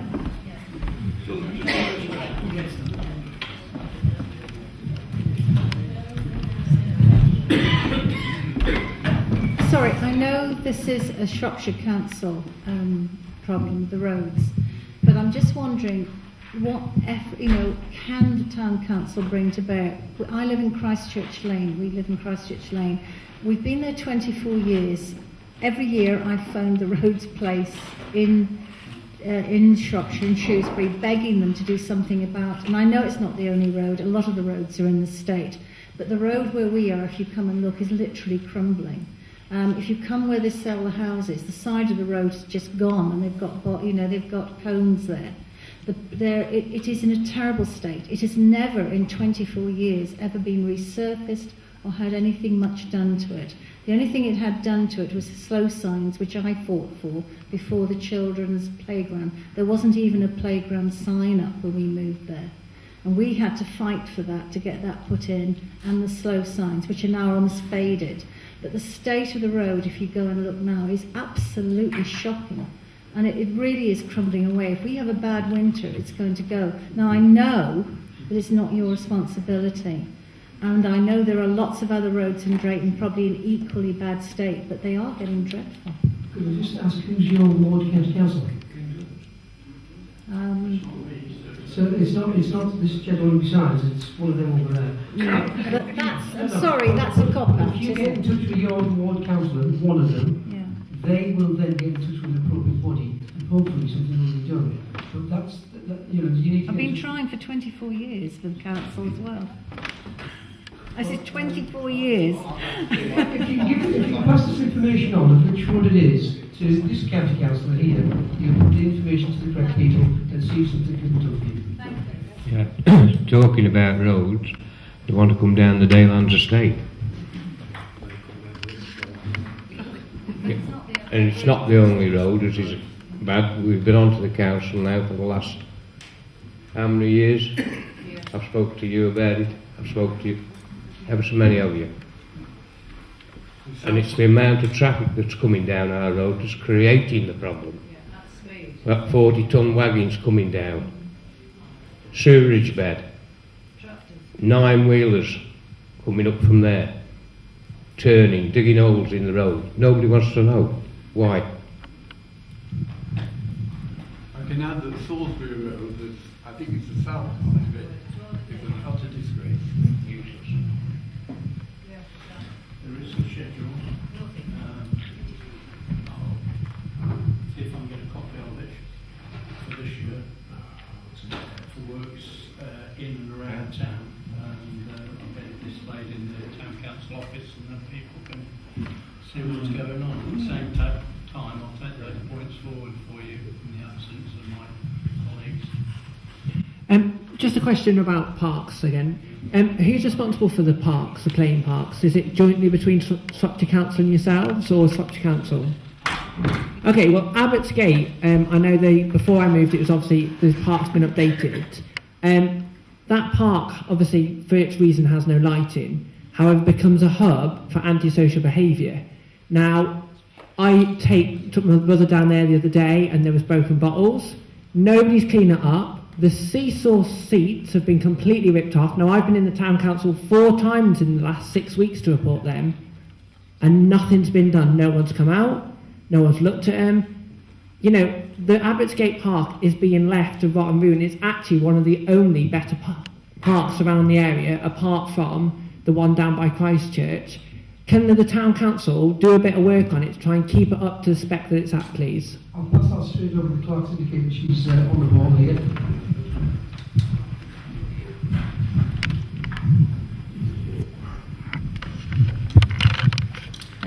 Yes, the seesaw parts have been ordered, so they'll be on the way. As soon as we get them, they'll be refitted on, and I think there's another small part that needs fitting on there as well.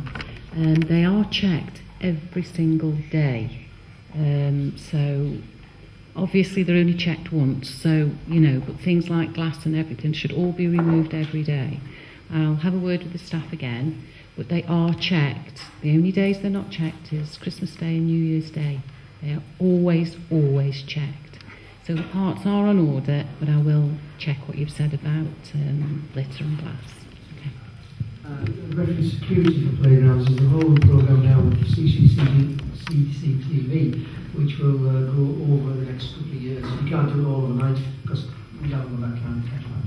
But it is rolling out as we speak. So the security and the safety of the playgrounds is paramount. In fact, it was one of the major items on my last meeting. Okay, thank you. You're talking about road repairs. I don't know whether this is Bevan. Have you seen the markings on the road round to the tin shed? I think the county man that marked all those holes out there must have used a full can of paint. Just have a wander round and have a look. But all this house coming down now is a crossing, or out the road safety have talked about it, at the bottom of Phoenix Bank. You must have seen these lads going down to the skate park on these little scooters, no brakes, no nothing. We, the Market Drayton Road Safety Committee, have tried many times to get the 30 mile an hour sign implemented, or rather a 40 mile an hour sign, to tell rights, because the police and the county council, I think it's 400 yards, can't implement a speed restriction. So the traffic that comes down Pell Wall, until it gets to the 30 mile an hour sign, can be doing 60. So he's got from that sign to the entry to the baths, the toilets, the skate park and all that, to slow down. Well, it just doesn't happen. You might not know Barry and I, but we were the two guys who put the sign, the speed sign up and down. If anybody'd like to give us a hand, we're after volunteers. But we've clocked vehicles 70 miles an hour hitting the corner before they go up Phoenix Bank. Do you think we can get a bit of help? That road is after be identified nationally as the 10th most dangerous road in Britain. Coming down, and we have mentioned it at council. Yeah. We are trying to look into it. There are funds. There are funds. There's things we can do, things we can't do. No, the Ministry of Transport has set aside funds to repair that particular road from Hinstock right through to Nantwich. All right, a lot of it's been done around Nadley Ends. Sure, as you wish we could get a little bit of help moving that sign. They put them stupid 40 mile an hour signs all the way to Hinstock, which don't mean a thing because you can go through with 20, 40, 70. They still only tell you 40. And unlike our sign, they don't record anything.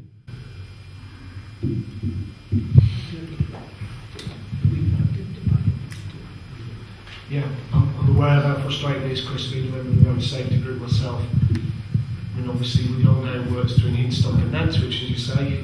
You'd think it'd be a lot simpler. I mean, obviously, we've got a road safety group in September, late this month, haven't we? Yeah. So then we can get something drawn up there, put it through council, and just bring it up again and see what Dave Bradwell has to say. Thank you. Any other questions, please? Can I just make a comment? I do feel our town council, the ones that are here, and the ones that are not, I feel the ones that are not here, I really do think it seems to me tonight that we're asking you to be a little bit more proactive on certain issues, like parking, like the swimming pool, that you shouldn't be coming to us to say what's wrong, folks. You should be out there sorting out certain things before we come and tell you about them. And I really do think that it isn't just a place where you sit around a table, I hope, and gossip. You ought to be proactive, much more, and make sure that our town, which is your town, and you're representing it, is at the top of your list. Thank you.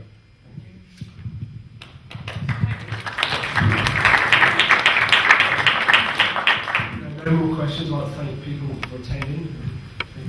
Can I just ask, how long are we going to have a meeting this time? Is there anything scheduled, planned, or? How would you like one? Well, I haven't finished yet, but I'll have to shut it. Biannually would be fine with me. Biannually, that would be fine. Twice a year would be fine. Because most problems come up in a couple of months. Every quarterly would be better. No. Why not? I'm on holiday.